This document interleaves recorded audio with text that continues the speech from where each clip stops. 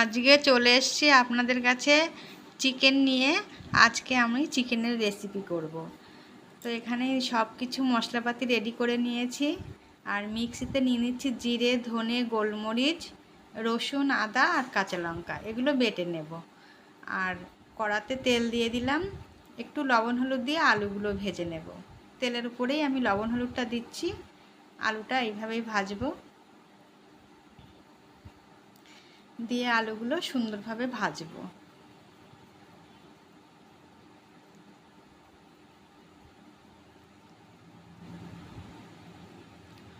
আলু ভাজা হয়ে গেছে, তুলে নিলাম।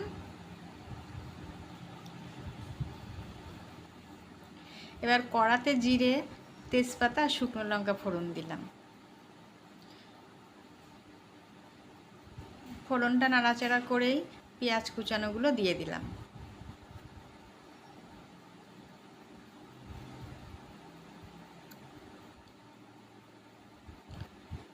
পেঁয়াজটা এবার লাল লাল করে ভেজে নেব।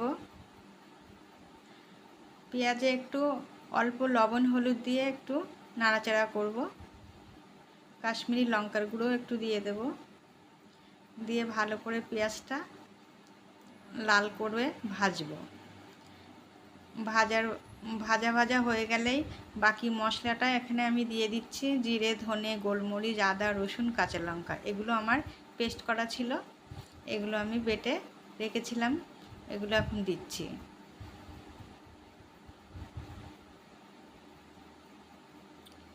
দিয়ে ভালো করে নাড়িয়ে চাড়িয়ে কষিয়ে নেব।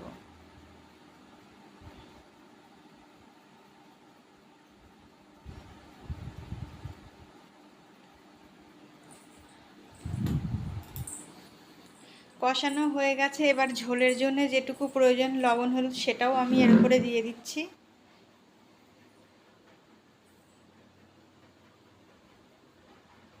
দেওয়ার পরেই হচ্ছে আমি টমেটোগুলো দিয়ে দেব।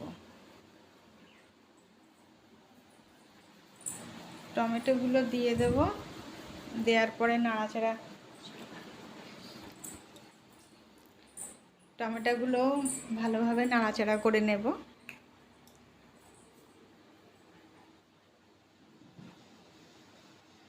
নাড়াচাড়া হয়ে গেছে, টমেটোর সাথে মশলাটা ভালোভাবে মিশে গেছে। এবার আমি চিকেনটা দিয়ে দেব। চিকেনটাও ভালো করে মশলার সাথে কষবো। খুব সুন্দরভাবে কিন্তু কষে নিতে হবে, তবেই চিকেনটা খেতে ভালো লাগবে।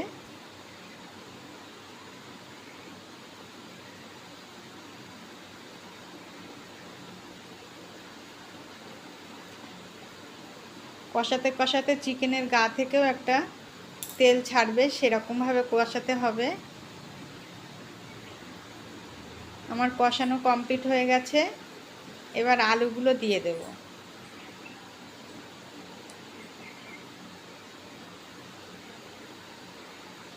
আলুগুলো দিয়েও আমি কষতে থাকবো।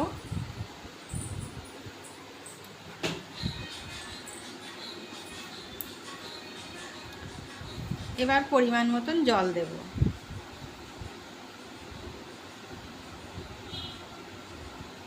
জল দিয়ে ভালো করে মাংসটা বয়েল করব।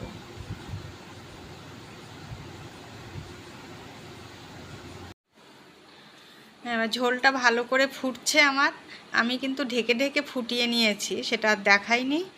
তো আমার মাংস প্রায় রেডি হয়ে এসছে। এবার গরম মশলা দেব, দিয়ে আমি নামিয়ে নেব।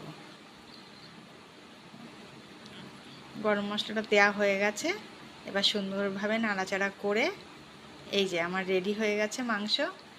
যদি ভালো লাগে আপনারা লাইক, কমেন্ট, শেয়ার করবেন। ধন্যবাদ, সবাই ভালো থাকবেন।